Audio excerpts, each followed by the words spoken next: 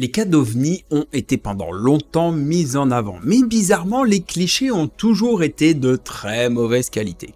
Récemment, une vidéo prise depuis un bâtiment militaire de l'armée américaine appelé USS Omaha a fuité sur les réseaux sociaux, montrant un objet volant non identifié plongé en pleine mer. Bizarre. Ce qui est encore plus chelou, c'est que ces images remontent à juillet 2019 et sont d'une qualité tellement déplorable que ce qu'on voit, c'est juste un point noir se balader sur un écran en monochrome. Va vraiment falloir qu'on m'explique comment aujourd'hui, avec un simple smartphone, nous sommes capables d'avoir des images tournées en 4K avec 60 images par seconde et que nous ne sommes pas capables de dégainer le téléphone pour filmer avec une bonne qualité ce genre de phénomène. Et je sais de quoi je parle parce que c'est exactement ce que je suis en train de faire là maintenant tout de suite devant vous en me filmant avec mon téléphone. Bon, il faut dire aussi qu'avant l'arrivée des GSM cellulaires ou appelons ça comme on veut, avec appareil photo, il fallait prendre l'événement sur le vif, caméra au point et être présent à l'instant exact de l'apparition de ce genre de truc. Et je vous l'accorde, il fallait surtout avoir un bon gros coup de bol.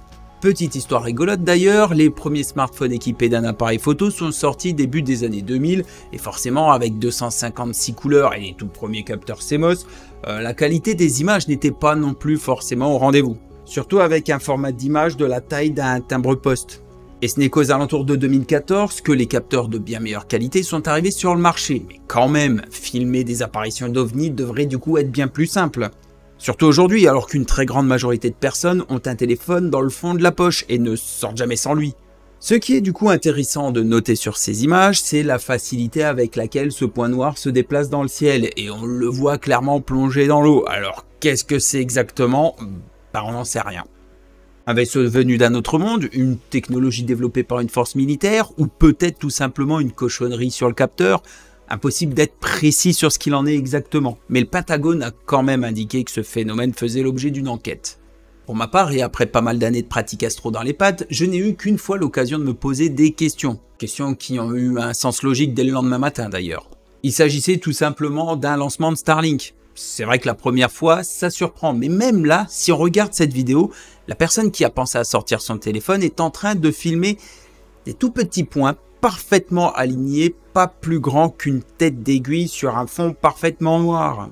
Et en plus, on les voit bien, alors à quel moment l'armée a pu avoir des images aussi crades ? Bon, quoi qu'il en soit, et depuis quelques années, on constate quand même de moins en moins de signalements, et la plupart du temps, ceux-là ont une réponse logique avec preuve à l'appui. Je ne dis pas je crois ou je ne crois pas, attention, je dis juste que cette histoire est vraiment étrange et il ne faut pas oublier que OVNI ne signifie pas obligatoirement extraterrestre, mais bien objet volant non identifié. Celui-ci est un objet volant non identifié aussi, cette image-là également. Et pourtant, avec le recul, ça, on sait que c'est un décollage d'une fusée de SpaceX. Et ça, un ballon sonde.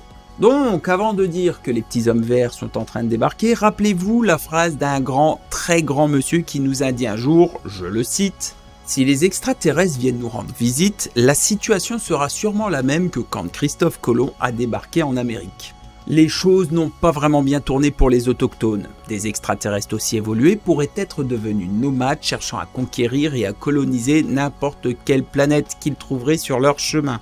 Merci Stephen Hawking.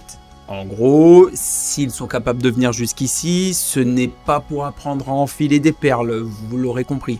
Mais bon, peut-être qu'un jour, une véritable preuve de l'existence d'une vie ailleurs nous sera annoncée. En tout cas, ce sera pas pour tout de suite.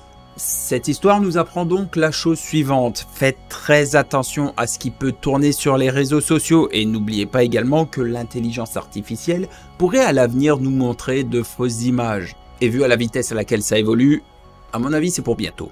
Voilà, j'espère que cette vidéo vous aura plu et si c'est le cas, n'oubliez pas de vous abonner, de liker et je vous retrouve très bientôt pour un prochain épisode. Allez, hop là les gens et à la prochaine.